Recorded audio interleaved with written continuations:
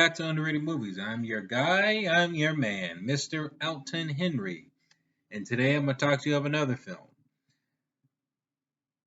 which not the film that's happening in the background.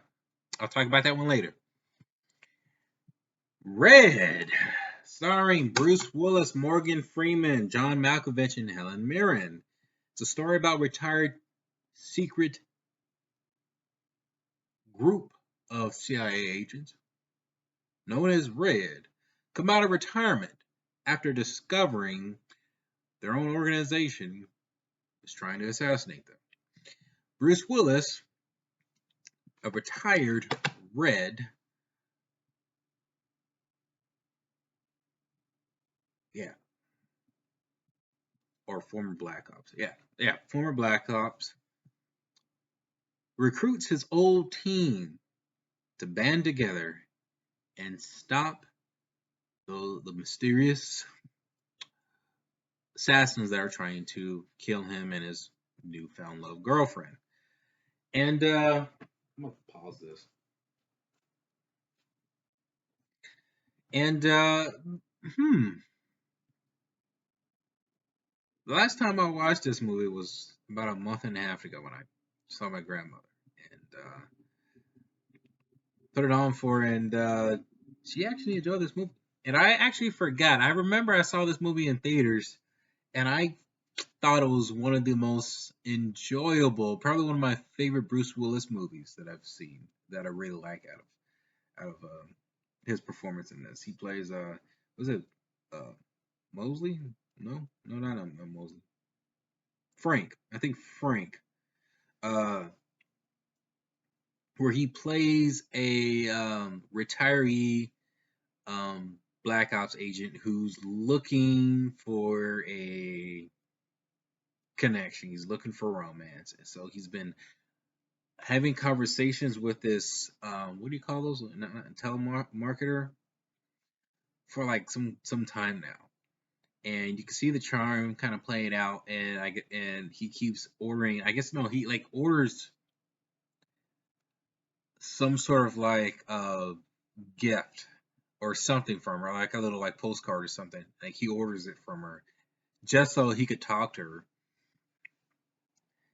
and they spark like a connection kind of develops there, and then somebody or a group of assassins try to take him out at his home, and he defeats them all, and he goes to find his girl or the girl that he's been talking to, track her down, and then recruit his old retiree teammates and to prevent them from being killed off by this mysterious group that's trying to knock them off. And I'm gonna tell you, this film is quite pure fun. One of my favorite action comedies. I think the whole cast has done a superb job, and I could tell that the cast really had some fun with this. You could tell that Helen Mirren, John Malkovich, who was bomb in this movie. Like he was probably the funniest standout. He plays a crazy guy, a crazy paranoia kind of guy who is a rival to Bruce Willis's character, Frank, and he tries to outsmart him. You could tell, like just based off like that they have history. And they have this moment in the film where he actually meets him again for the first time, where he mentions he tried to kill him. He's like, "Yeah, well, I tried to kill you too," and he has him gunpoint with a bow and arrow. And you kind of see that exchange going on, and he puts it away. It's like, dude, you need to calm down, all right? I don't have a grudge against you. And the dude kind of just chills out, which he lives off the grid, which is, the way they kind of set his character up is just hilarious. And then Kyle Urban's also in this, the boys guy, which he's a very underrated not film director, very underrated actor, Kyle Urban. I don't think he gets enough attention. And he like for here he was phenomenal. He plays a CIA agent who is to track down Bruce Willis's character and the rest of his members. Well, they did something a little bit unusual with his character at first, where he does something kind of like insidious, at the beginning when you first introduce when you're first introduced to him, and you're kind of thinking he's going to be like somewhat of a bad guy, but as the film kind of goes along, you're supposed to like him, which was a weird transition for his character. Um, and I think they built that character up as like an anti-hero, which was unusual. It was unusual for a character to do something like that, and then I don't know. I'm not CIA. I'm not CIA or anything, but it was unusual for his character to do something like that. His character hangs somebody when you first see him, and then they pull a device where his family gets held hostage, and he has to comply with certain characters to for you to kind of root for him and feel sorry for him, to kind of get him on the side of the audience to care for him, which was very unusual. Very unusual. Um, for a character like that to, for you to start liking him, which was different. Um, and I think this film also, like, I haven't been much of a Helen Mirren fan, but I think this film really made me appreciate the actress. I mean, I'm not, she's an amazing actress. It's just I haven't seen a film that got me to like, oh, I want to watch this because of her. But this film, she was phenomenal in this. Like she was probably the most badass character.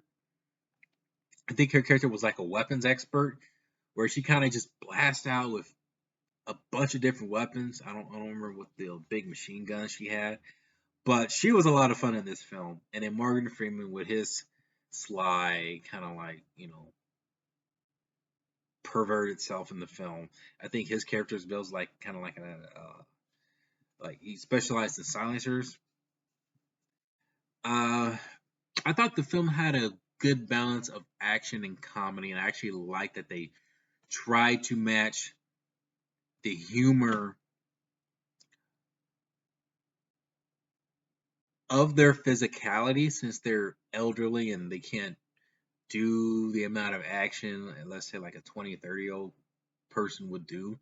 They try to match up the action based on how they age, and I'm glad that they that they tried to do that. And you see these guys, they're old, but they're not to be underestimated with. They're smart, they're calculated. I actually like it where there's a little, cliche moment for action Hollywood movie where John Malkovich has like one of those chicken stands where you see one person putting guns or about to fight somebody or about to, you know, and they play chicken. They play chicken. Where you have an assassin lady who has like a rocket, and she fires the rocket, and then you have John Malkovich has a revolver, or not a revolver, a giant hand cannon, and he shoots the hand cannon right when the lady's about to shoot her rocket, and then I guess the bullet is faster, shoots out the rocket and destroys the girl.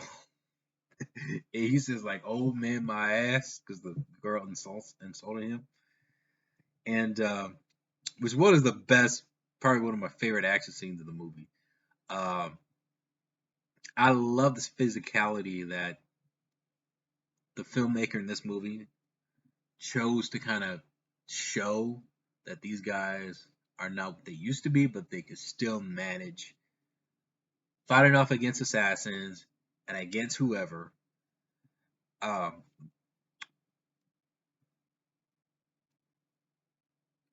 wow.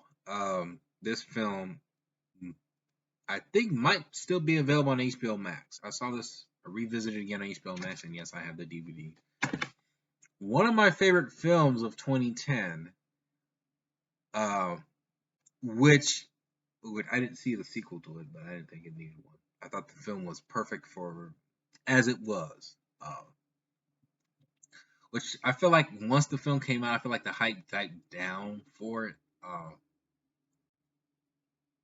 All in all, I feel like this was a great uh, action comedy. I think the reason why I really love this film is that I think it's an action comedy that has somewhat of an original premise, but switches up a little bit and tries to do something different with the action comedy vibes, with focusing on just a bunch of elderly assassins that are trying to pretty much save themselves from being assassinated.